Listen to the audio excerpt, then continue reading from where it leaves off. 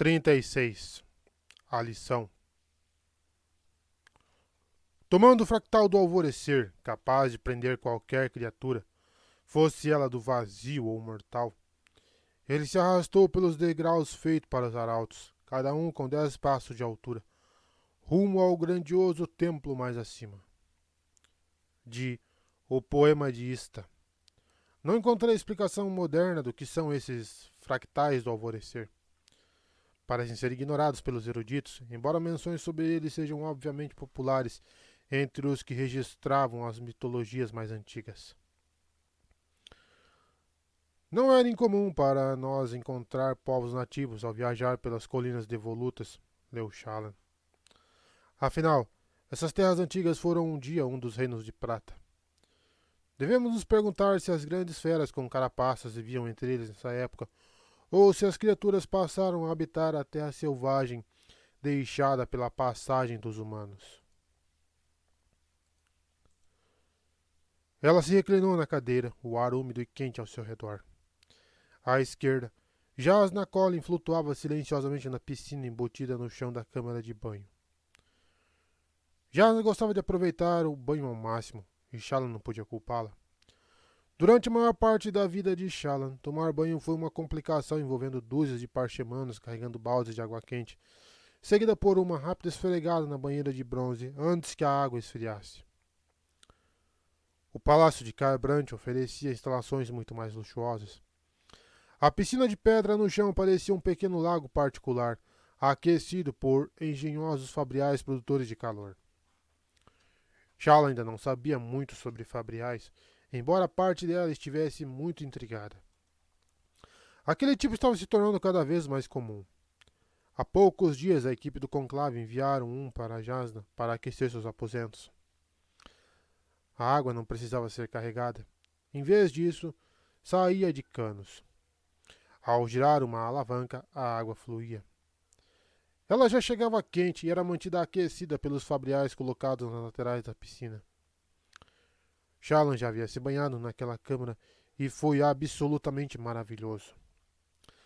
A decoração prática era feita em pedra enfeitada com pequenas pedrinhas coloridas fixadas com argamassa nas paredes. Shallan estava sentada, ao lado da piscina, totalmente vestida, lendo enquanto esperava para servir Jasna. O livro era a narrativa de Gavilar, ditada à própria Jasna anos atrás, depois do seu primeiro encontro com os estranhos parchemanos, depois conhecidos como os Parchendianos. Ocasionalmente, durante nossas explorações, encontrávamos nativos. Não parchemanos. Pessoas de Nathan, com sua pele pálida e azulada, narizes largos e cabelo branco como lã. Em troca de ofertas de comida, eles nos indicavam os campos de caça de grã carapaça. Então encontramos os parchemanos. Já estive meia dúzia de expedições a Natanatan, mas nunca vi nada parecido. Parchemanos vivendo sozinhos? Toda a lógica, experiência e ciência declaravam que isso era uma impossibilidade. Parchemanos precisam da mão dos povos civilizados para guiá-los. Isso foi comprovado repetidas vezes. Se um deles for deixado no meio do mato, apenas fica ali sentado sem fazer nada, até que alguém apareça e lhe dê ordens. No entanto, ali estava um grupo que podia caçar, fazer armas, construir edifícios e, de fato, criar sua própria civilização. Logo percebemos que essa única descoberta poderia expandir, talvez derrubar, tudo o que entendíamos sobre nossos gentis servos. Shallan moveu os olhos até o fim da página onde, separado por uma linha, o subtexto fora escrito em uma letra pequena e apertada. A maioria dos livros ditados por homens tinham um subtexto, notas acrescentadas pela mulher ou pelo fervoroso que escrevera o livro. Por um acordo tácito, o subtexto nunca era compartilhado em voz alta. Ali, uma esposa às vezes explicava ou até contradizia o relato do marido. A única maneira de preservar tal honestidade para futuras eruditas era manter a santidade e segredo da escrita. Deve ser notado, Jasna havia escrito no subtexto daquela passagem, que adaptei as palavras do meu pai, seguindo suas próprias instruções, para torná-las mais apropriadas para a gravação. Isso significa que ela tornara o seu ditado mais erudito e impressionante. Além disso, pela maioria dos relatos, o rei Gavilar originalmente ignorou esses estranhos e autossuficientes parchemanos. Foi só depois da explicação de suas eruditas e escribas que ele compreendeu a importância do que havia descoberto. Essa inclusão não pretende realçar a ignorância do meu pai. Ele era e é um guerreiro. Sua atenção não estava na importância antropológica da nossa expedição, mas na caçada que culminaria. Shallan fechou o livro, pensativa. O volume era da própria coleção de Jasnah. O Palanel possuía várias cópias, mas Shallan não tinha permissão de trazer os livros do Palanel para uma câmara de banho. As roupas de Jasnah estavam em um banco do outro lado do recinto. Sobre as roupas dobradas, uma pequena bolsa dourada continha o transmutador. Shallan deu uma olhada em Jasnah. A princesa flutuava com o rosto para cima na piscina, seu cabelo preto se espalhando na água, os olhos fechados. Seu banho diário era o único momento em que aparentava relaxar completamente. Parecia muito mais jovem agora, despida de roupas e intensidade, flutuando como uma criança descansando depois de um dia de natação. 34 anos de idade. Parecia uma idade avançada sob alguns aspectos. Algumas mulheres da idade de Jasnah tinham filhos tão crescidos quanto Shallan. E ainda assim também era jovem. Jovem o bastante para que Jasnah fosse elogiada pela sua beleza. Jovem o bastante para que homens declarassem que era uma pena que ela ainda fosse solteira. Shallan fitou a pilha de roupas. Ela levava o fabrial quebrado na sua bolsa segura. Poderia trocá-los ali agora.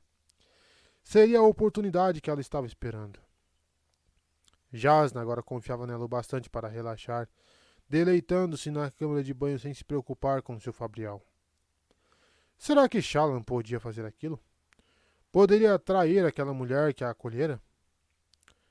Considerando o que fiz antes, isso não é nada, pensou ela. Não seria a primeira vez que traía alguém que confiava nela. Ela se levantou.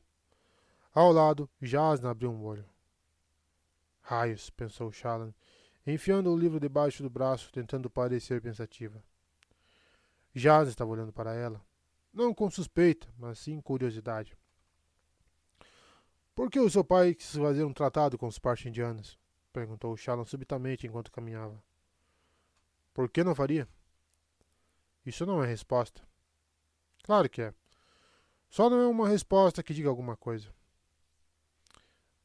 Ajudaria, Luminosa, se a senhora me fornecesse uma resposta útil. Então faça uma pergunta útil. Shallan empinou o queixo. O que os Parshindianos tinham que o rei Gavilar desejava? Jasnah sorriu, fechando os olhos novamente. Melhor. Mas você provavelmente pode adivinhar a resposta. Fractais. Jasnah assentiu, ainda relaxada na água. O texto não os menciona, observou Shallan. Meu pai não falava deles, disse Jasnah. Mas por outras coisas que disse... Bem, agora suspeito que foram o motivo do tratado. Mas é possível ter certeza de que ele sabia? Talvez ele só quisesse as gemas coração. Talvez, disse Jasnah. Os Parshindianos pareciam achar graça do nosso interesse nas gemas trançadas em suas barbas. Ela sorriu. Você não imagina o nosso choque quando descobrimos onde eles as conseguiam. Quando os Lancerines morreram durante a limpeza de Aimia, pensamos que já havíamos visto as últimas gemas coração de grande porte. E, no entanto, havia outra grande besta com carapaça que as carregava, vivendo em uma terra não muito distante de Kholinar.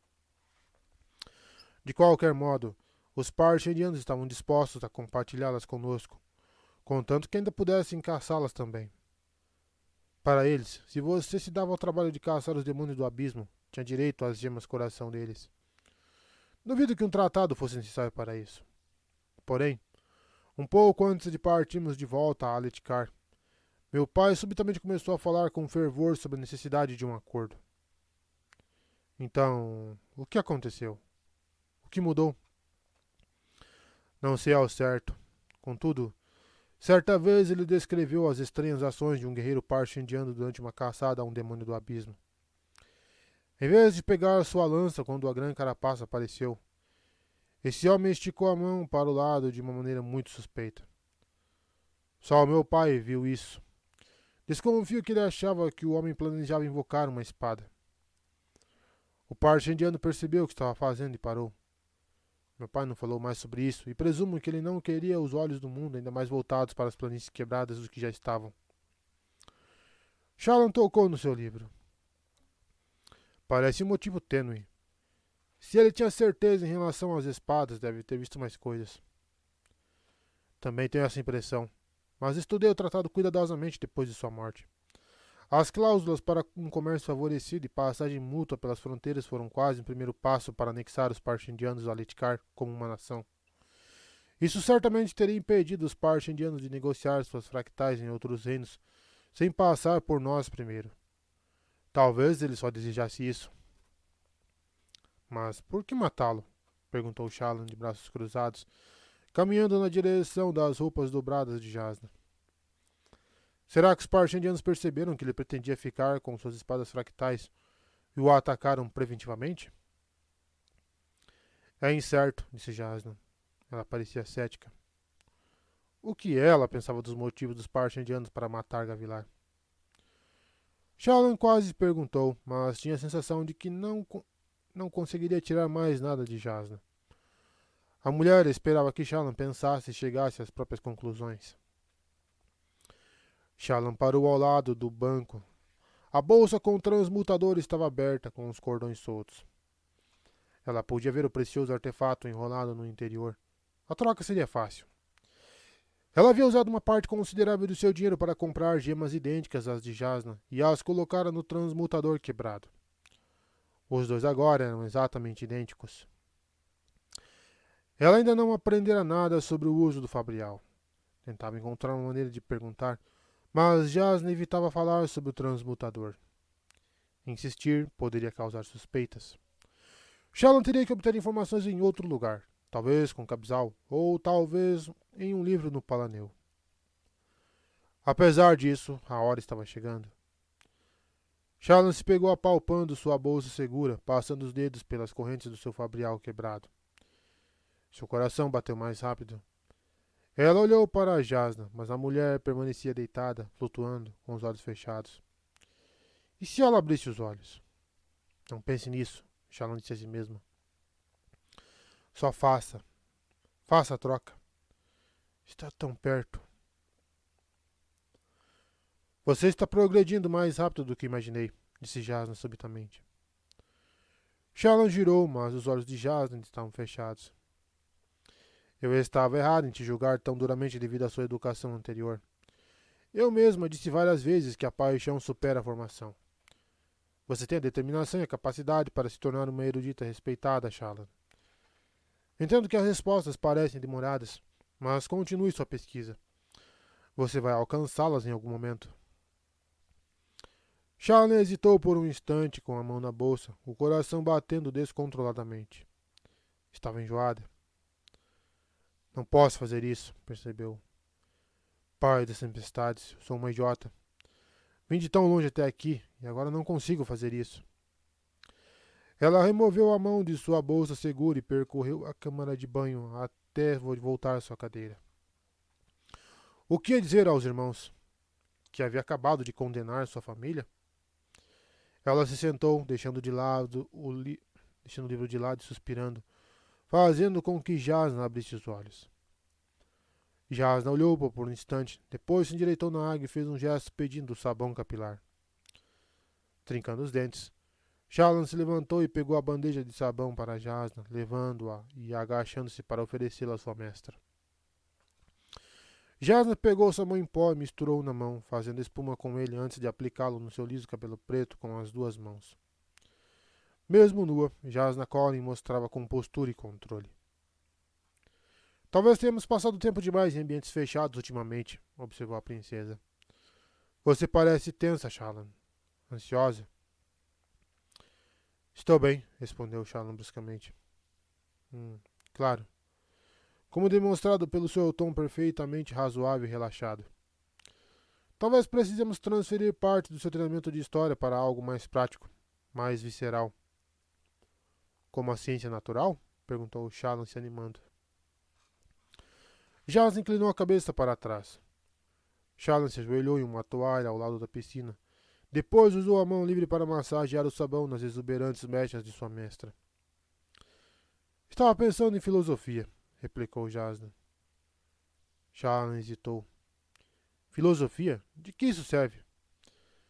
Não é a arte de não dizer nada usando o máximo possível de palavras?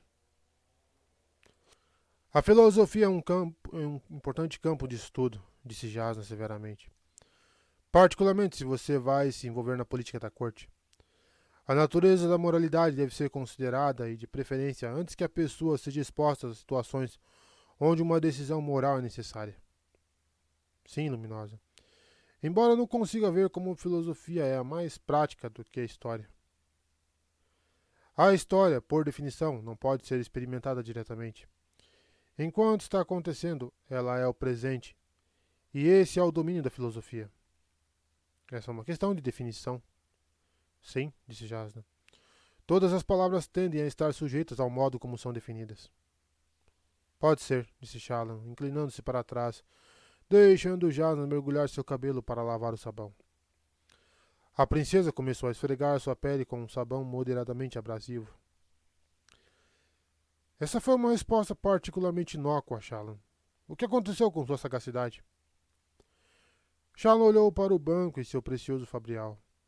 Depois de todo aquele tempo, ela se provara fraca demais para fazer o que precisava ser feito. Minha sagacidade está em um intervalo temporário, Luminosa, aguardando a avaliação das suas colegas, a sinceridade e a coragem. Jasna levantou uma sobrancelha para ela. Shallan sentou-se sobre os calcanhares, ainda ajoelhada sobre a toalha. Como você sabe o que é certo, Jasna? Se não houve devotários, como pode decidir? Isso depende da filosofia de cada um. O que é mais importante para você? Eu não sei. Não pode me dizer? Não, explicou Jasna. Se eu fornecer as respostas, não serei melhor que os devotários que impõem crenças. Eles não são malignos, Jasna, exceto quando tentam dominar o mundo. Os lábios de Shallan viraram uma linha fina. A Guerra da Perda havia destruído a hierocracia, fragmentando o volinismo em devotários. Esse era o resultado inevitável de uma religião tentando governar. Os devotários deviam ensinar a moral, não forçar seu cumprimento. A aplicação era para os olhos claros. Você me disse que não pode me dar respostas. Mas não posso pedir o conselho de uma pessoa sábia? Alguém que já tenha passado por isso? Por que escrever nossas filosofias, tirar nossas conclusões, se não para influenciar outros? Você mesmo me disse que a informação é inútil a menos que usemos para fazer julgamentos. Jasna sorriu, mergulhando os braços e removendo o sabão. Shallan captou um brilho de vitória nos seus olhos. Ela não estava necessariamente advogando ideias porque acreditava nelas. Ela só queria provocar Shallan. Era de enlouquecer. Como Shallan poderia saber o que ela realmente pensava se adotava pontos de vista conflitantes como aquele? Você age como se houvesse uma resposta, disse Jasna, saindo da piscina e acenando para que Shallan pegasse uma toalha. Uma resposta única e eternamente perfeita. Shallan apressadamente acudiu com uma toalha grande e felpuda.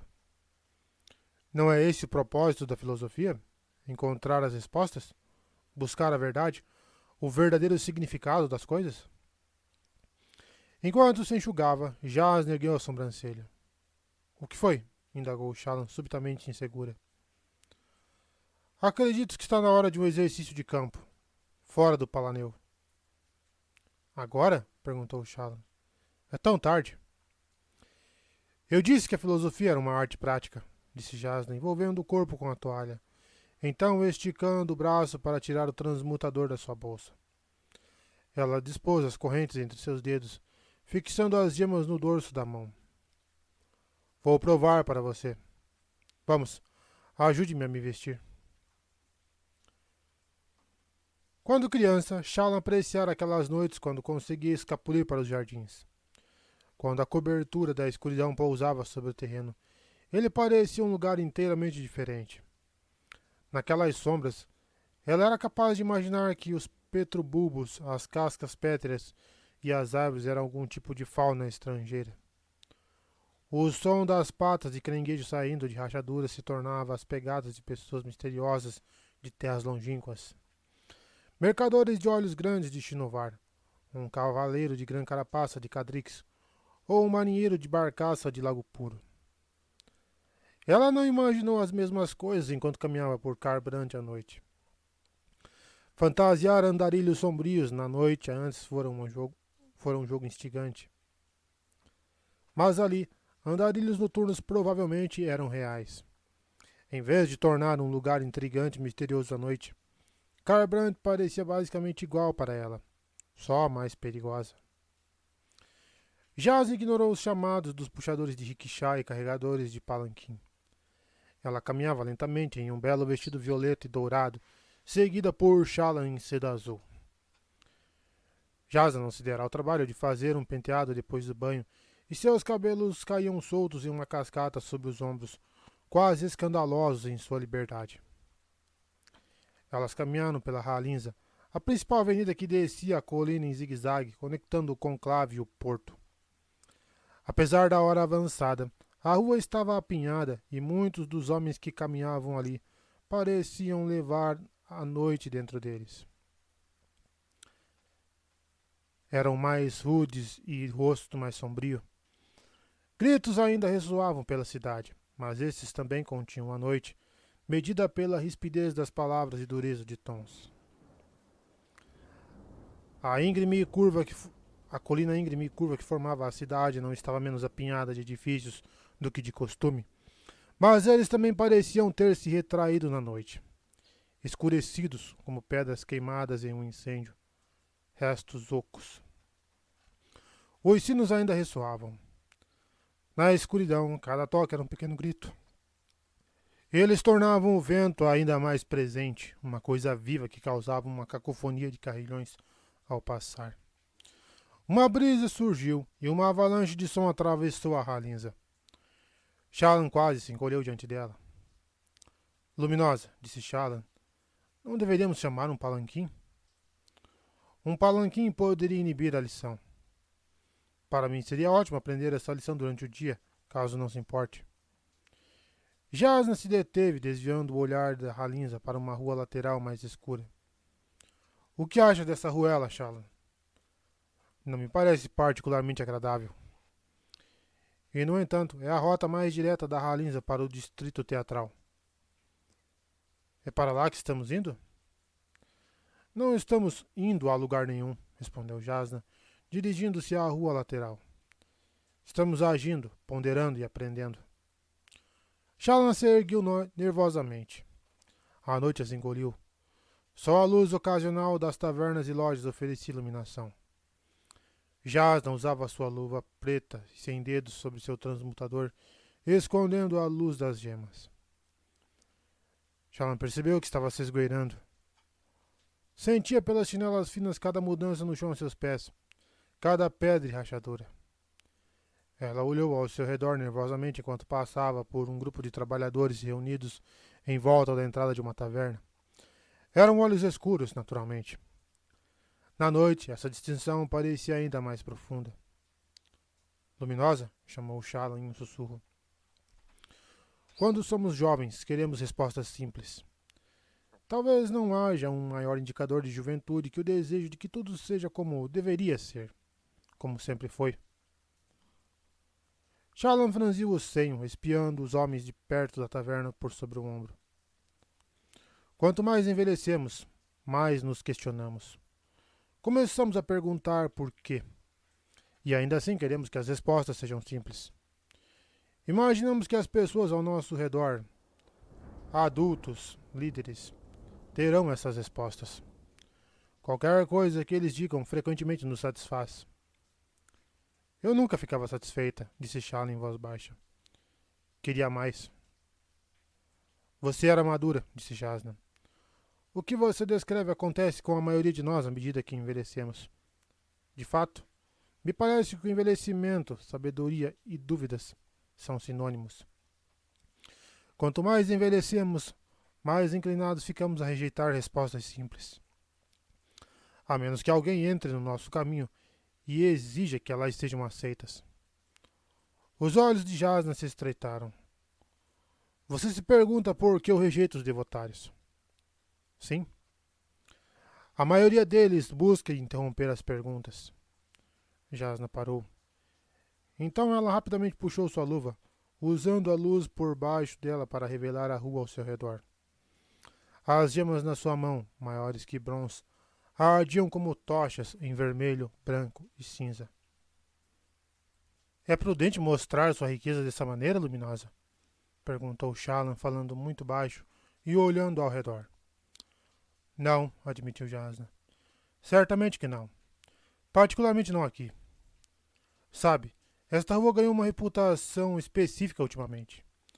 Em 3 diferentes ocasiões, nos 2 últimos meses, espectadores do teatro que escolheram este caminho para a rua principal foram abordados por salteadores. Em cada caso, as pessoas foram assassinadas. Shallan sentiu o sangue fugindo do seu rosto. A guarda da cidade nada fez, continuou Jasna. Taravangian repreendeu-a severamente várias vezes, mas o capitão da guarda é primo de um Olhos Claros muito influente na cidade, e Taravangian não é um rei terrivelmente poderoso. Alguns suspeitam que há coisas acontecendo, que os salteadores podem estar subornando a guarda. A política da situação é irrelevante no momento, pois, como pode ver, não há membros da guarda vigiando o local, apesar de sua reputação. Jasna colocou a luva de volta, mergulhando a rua de volta nas trevas. Shallan piscou, seus olhos se ajustando.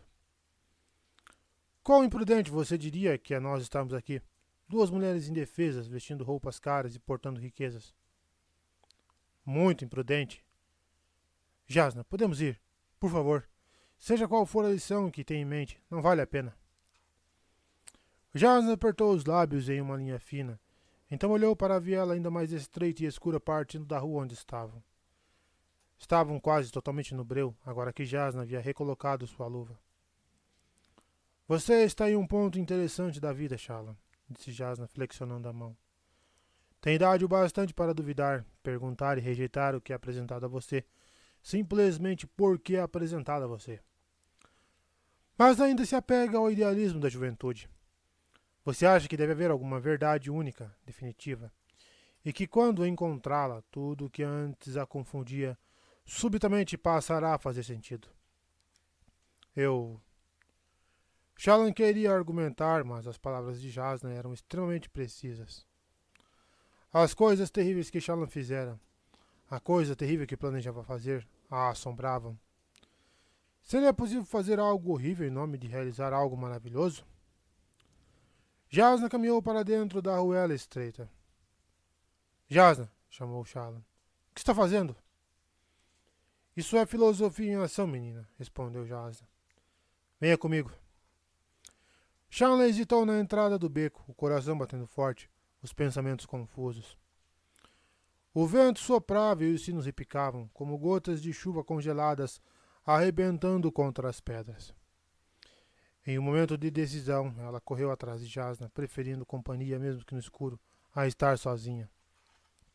O brilho velado do transmutador mal era suficiente para iluminar o caminho, e Shallan seguia na sombra de Jasna. Barulho vindo de trás. Shallan se virou assustado e viu várias silhuetas se amontoando no beco. Rapaz das tempestades, sussurrou ela. Por quê? Por que Jasna estava fazendo aquilo? Tremendo, Shallan agarrou o vestido de Jasna com a mão livre.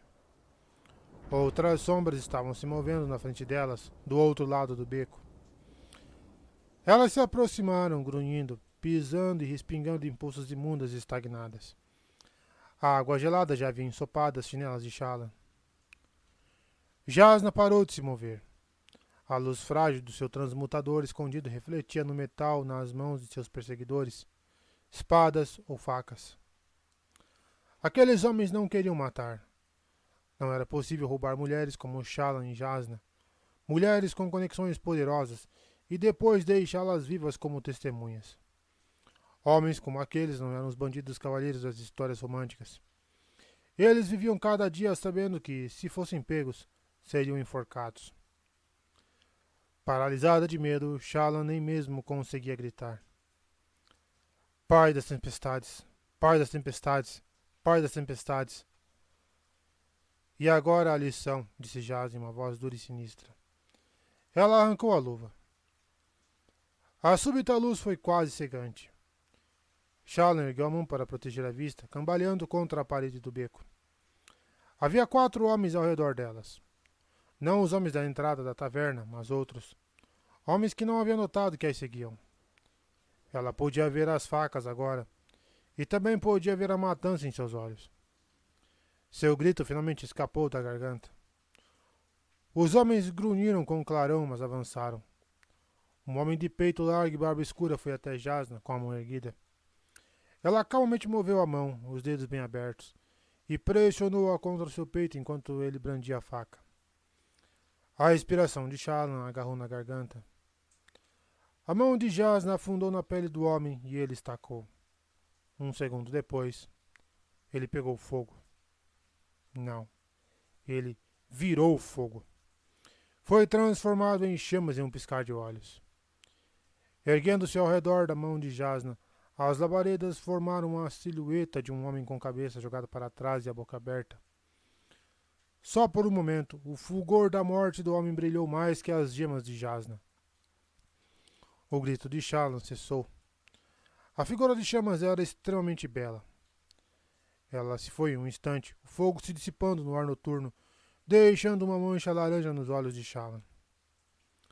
Os outros 3 homens começaram a praguejar, se afastando apressadamente, tropeçando uns nos outros em seu pânico. Um deles caiu. Jasnah virou-se casualmente, roçando o ombro dele com os dedos, enquanto o homem se esforçava para ficar de joelhos. Ele se transformou em cristal, uma figura de quartzo puro e imaculado, sua roupa se transformando junto. O diamante no transmutador de Jasnah se apagou, mas ainda havia luz da tempestade suficiente para refletir cintilações prismáticas no cadáver transformado.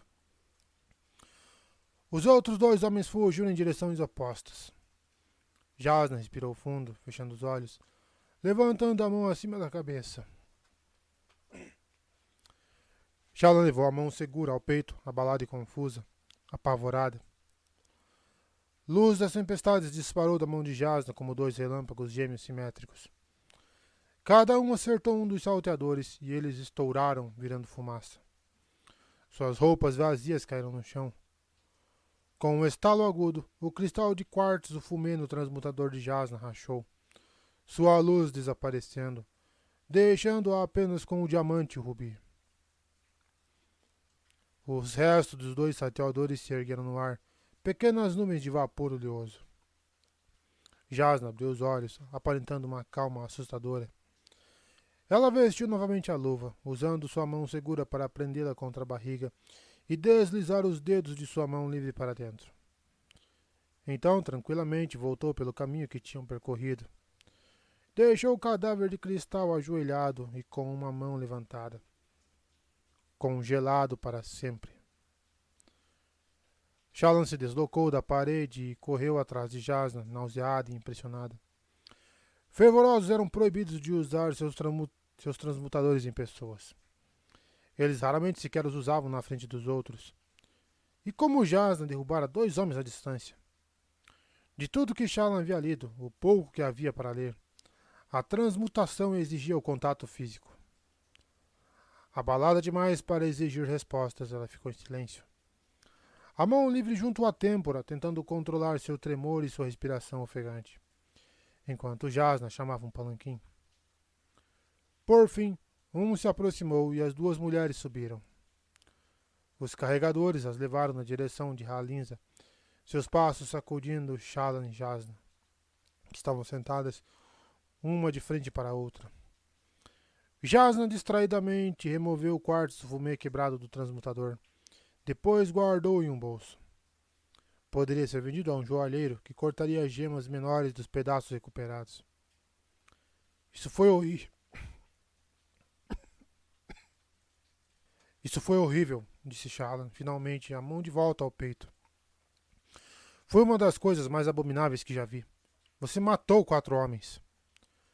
4 homens que estavam planejando nos surrar, roubar, matar e possivelmente nos estuprar. Você os tentou nos seguirem. Eu os forcei a cometer algum crime? Você exibiu suas gemas. Uma mulher não pode caminhar com suas posses por uma rua da cidade? De noite? Perguntou Shallan. Por uma área perigosa? Exibindo riqueza? Você praticamente pediu para que aquilo acontecesse. Isso faz com que seja certo? Disse Jasnah, se inclinando para a frente. Você aprova o que os homens estavam planejando fazer?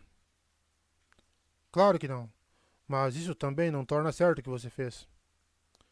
No entanto, aqueles homens agora estão fora das ruas.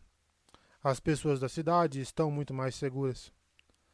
A questão que tanto preocupava Taravangian foi resolvida e nenhum outro espectador de teatro cairá vítima desses delinquentes. Quantas vidas acabei de salvar? Eu sei quantas você acabou de tirar, replicou Shallan, e usando o poder de algo que devia ser sagrado. Filosofia em ação. Uma lição importante para você. Você fez tudo isso só para provar um argumento, disse Shallan em voz baixa. Fez isso para me provar que podia. Danação, Jasnah. Como pôde fazer algo assim? Jasnah não respondeu. Shallan olhou fixamente para a mulher, procurando alguma emoção naqueles olhos inexpressivos. Pai das tempestades. Será que realmente conheço essa mulher? Quem é ela de verdade? Jasnah reclinou-se assistindo a cidade passar. Eu não fiz isso só para provar um argumento, menina. Já faz algum tempo que sinto que estou me aproveitando da hospitalidade de Sua Majestade.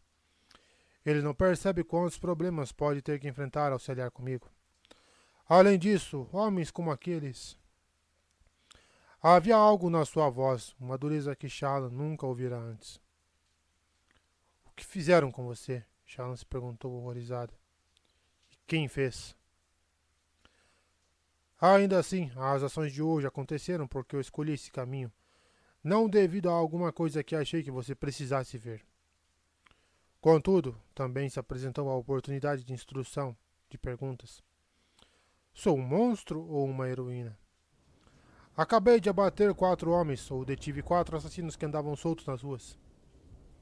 Alguém merece sofrer o mal como consequência de colocar em uma posição onde o mal pode alcançá-la? Tinha eu o direito de me defender? Ou só estava procurando uma desculpa para matar? Eu não sei, sussurrou Shallan. Você vai passar a próxima semana pesquisando e pensando sobre o assunto. Se quer ser uma erudita, uma verdadeira erudita que muda o mundo, então terá que encarar perguntas como estas. Haverá ocasiões quando terá que tomar decisões de embrulhar o estômago, Shallan Davar. Quero que esteja pronta para tomar essas decisões. Jasnah ficou em silêncio, olhando para fora enquanto os carregadores do palanquim marchavam até o conclave. Perturbada demais para continuar falando, Shallan suportou o resto da viagem em silêncio. Ela seguiu Jasnah pelos corredores tranquilos até seus aposentos, como se fossem eruditas a caminho do Palaneu por algum estudo à meia-noite. Dentro dos aposentos, Shallan ajudou Jasnah a se despir, embora tenha detestado tocar na mulher. Ela não devia estar se sentindo assim. Os homens que Jasnah havia matado eram criaturas terríveis, e não tinha dúvidas de que a teriam matado. Mas não era o ato em si, e sim a fria insensibilidade da ação que a incomodava. Ainda sentindo-se entorpecida, Shallan entregou a Jasnah um robe de dormir, enquanto a mulher removia suas joias e as colocava na cômoda. Você podia ter deixado os outros 3 escaparem. Credo, que insistência, disse Shallan, caminhando de volta até Jasnah, que havia se sentado para escovar o cabelo. Você só precisava matar um deles. Não, eu não podia. Por quê? Eles teriam medo demais para fazer algo assim novamente. Você não pode ter certeza disso. Eu sinceramente queria que aqueles homens sumissem.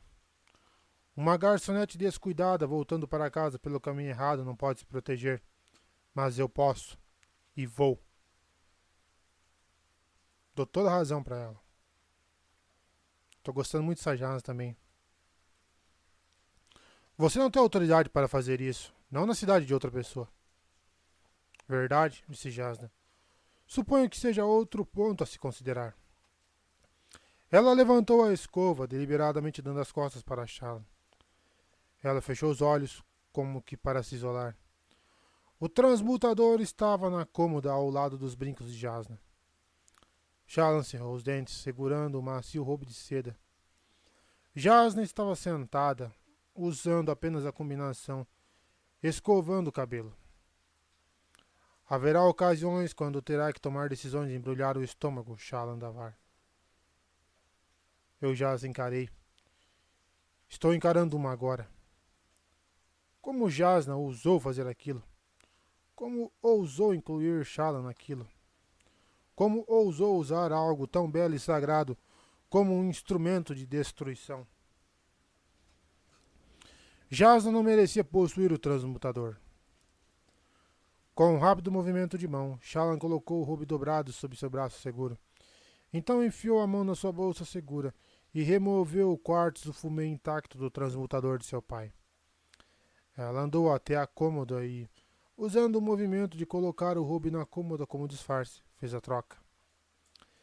Ela deslizou o transmutador funcional para dentro da manga de sua mão segura, dando um passo atrás quando Jasna abriu os olhos e encarou o rubi, que agora repousava inocentemente ao lado do transmutador não funcional. A respiração de Shallan ficou presa na garganta. Jasna fechou os olhos novamente, entregando a escova para Shallan. 50 escovadas esta noite, Shallan. Foi um dia cansativo. Escovar cabelo para dormir?